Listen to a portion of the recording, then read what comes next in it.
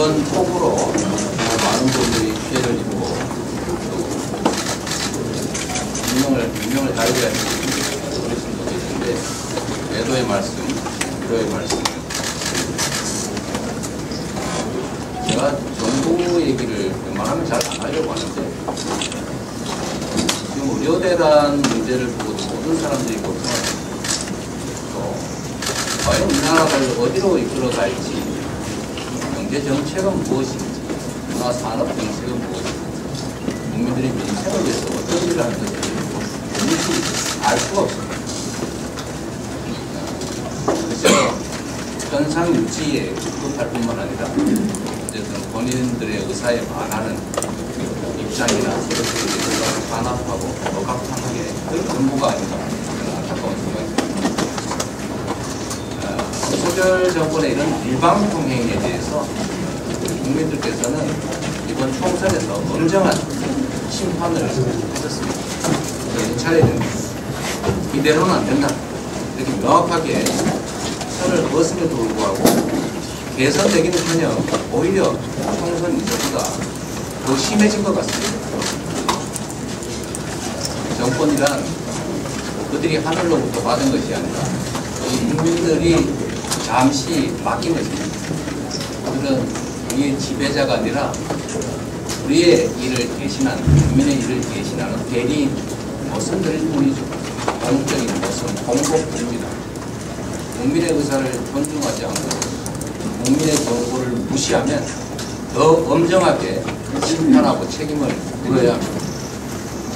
비록 규모는 적고 한 지역에 몰려있기는 하지만 이번 보궐선거가 가지는 의미는 복성, 영광의 군수가 누가 되느냐 이 문제가 아니라 이 정권에게 국민들이 다시 소리를 들어서 책임을 묻는 그런 의미가 큽니다.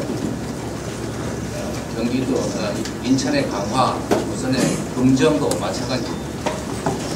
이번 선거는 또다시 정신 못 차리고 과거로 퇴행하는 정권에 엄정하게 소리를 들어 징계하는 선거다라는 생각을 주시기 부탁드립니다. 그런데 금융치료라는 말이 유행인데 이 정권에는 선거치료가 필요하겠다 생각이 듭니다.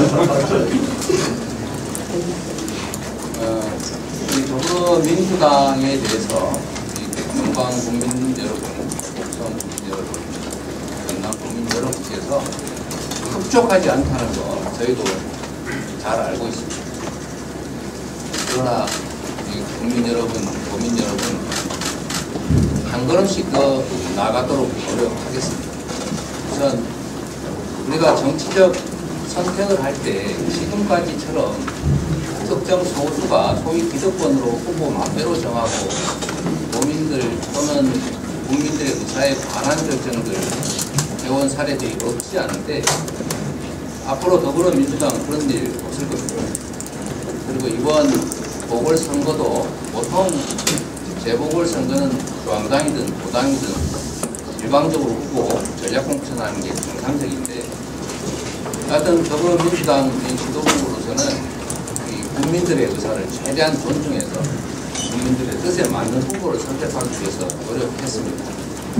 안타깝게도 일부 후보는 경쟁 자체가 싫다, 내가 후보가 될 가능성이 적다 이렇게 생각했었는지 몰라도 이 경쟁 체제를 벗어났습니다. 이런 식으로 하면 민주주의가 정착될 수가 없습니다. 이 점에 대해서도 국민들께서 판단을 좀 해주실까 부탁드립니다. 민주주의란 내 뜻을 일방적으로 관철할 수 있는 게 아닙니다. 각자가 원하는 바가 있고 입장이 있겠지만 서로 합리적인 룰 안에서 경쟁하고 그 경쟁의 결과를 수용하고 받아들이는 것, 이게 다음에 또 다른 선택을 가능하지 않는 민주주의 시스템 아니겠습니까? 그 시스템을 존중해 주는 이 민주주의에 대한 존중 꼭 필요하다고 말씀드리고 이 점에 대해서 우리 국민들께 부탁드립니다. 또 한 가지 이런 말씀을 하나 꼭 드리고 싶습니다.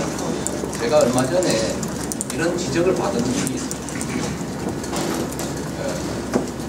이재명을 포함한 더불어민주당이 장기 집권하면서 도대체 한 게 뭐냐, 보수 정당과 다른 게 뭐냐, 그걸 보여줬냐, 이렇게 말씀하셨는데, 제가 아니 우리가 아무리 생각해도 세 번밖에 집권을 안 했는데 무슨 장기 집권이냐 이렇게 했더니, 특정 지역에서는 당신들이 사실상 장기 집권하고 있지 않냐.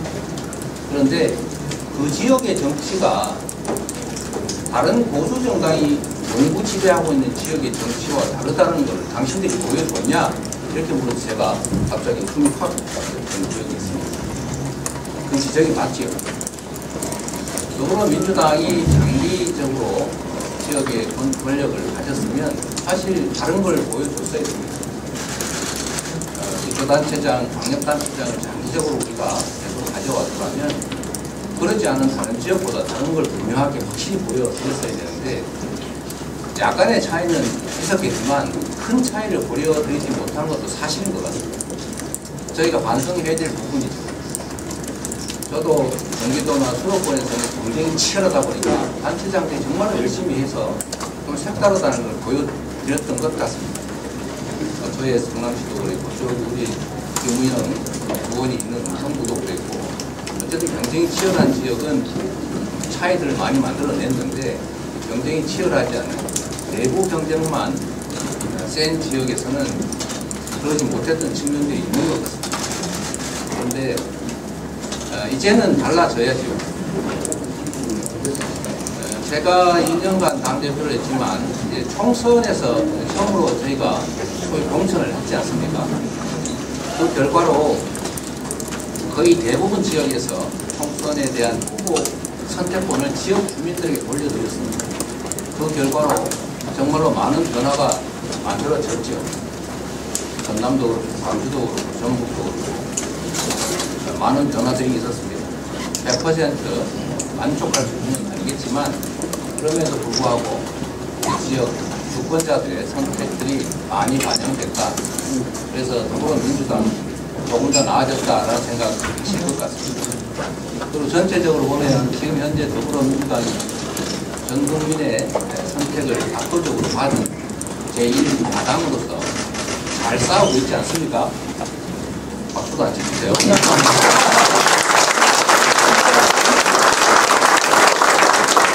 잘 싸울 뿐만 아니라 국민들의 민생도 잘 챙기고 이 나라의 미래가 잘 열릴 수 있도록 준비도 잘 해 나가겠습니다. 그리고 이 지방자치 문제는 이 새로운 더불어민주당 체제가 아직 한 번도 어떤 정치적 결정을 하지 못한 상황입니다. 그래서 저희가 한번 보여드리려고 합니다. 비록 규모는 작지만 우리가 새롭게 이번에 선택해서 내보낸 후보들이 조상일 후보, 장세일 후보, 영광과 곡성에서 완전히 다른 지방자치를 한번 보여드릴 생각입니다. 자신 있죠? 네. 제가 예를 하나 들어보겠습니다. 사실 제가 오면서 곡성은 조사를 못 해봤는데, 영광만 해도 인구 5만에 1인당 예산이 1,500만 원쯤 되는 것 같아요. 1인당 예산이 1,500만 원이 돼요. 제가 운영하는 성남시 같은 1인당 예산이 한 3,400만 원 정도 합니다. 대도시보다 원 단위가 사실은 고단위 훨씬 더 세고 분수가 시장보다 좀 세요. 그리고 예산도 1인당 예산이 훨씬 많습니다. 유령이 높아요. 자체적으로 조달되는 예산이 적다 뿐이지 중앙정부에서 법에 의해서 지원된 예산을 합치면 자립도는 낮을지라도 어쨌든 여력은 큰 도시보다 더 많다는 1인당 예산이 1,500만 원씩 되는데 여러 가지 제약 요인이 있지만 그 중에 약 100만 원 정도만 이렇게 잘 절감하고 바꿔가지고 기본소득하고 그 기본소득으로 지역화폐를 지급해서 동네에서만 돈 쓰게 하면 동네 경제가 확 살지 않습니까? 네, 맞습니다. 자신있죠? 예. 제가 저희 더불어민주당이 이 영광 곡성부터 분단위 어려운 지역에 기본소득 도입해서 소액이라도 지역화폐로 지급해서 동네가 살아나고 그래서 인구가 도로 그 때문에 늘어난다는 거 이번에 보여드리겠습니다.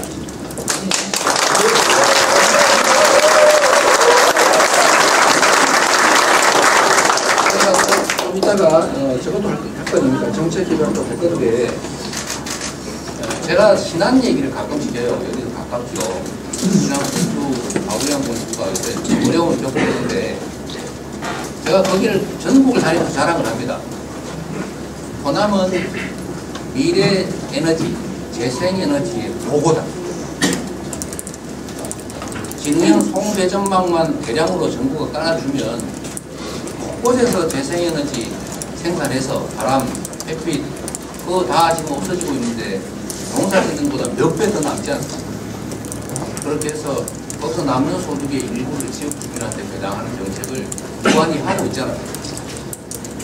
신안이 하고 있는데 그 액수가 연간에 뭐 가구당 200~300만 원에 불과한데도 그 인구가 늘어나고 있지 않습니까? 전국에서 유일하게. 영광도, 곡성도 그렇게 할 수 있지 않습니까? 예. 우리 당도 지원하고 도에서도 지원하고 또 국회에서도 가능한 제도들을 만들어내서 또 단체장 부분이 앞으로 곡성과 영광에서 새로운 희망을 만들어드리고 그래서 더불어민주당이 집권하고 있는 곳은 나라뿐만이 아니라 지역조차도 확실히 다르다. 이거 한번 보여드릴 텐데 그런 기회를 우리 영광 국민, 곡성 국민 여러분께서 꼭 만들어 주시기 바랍니다.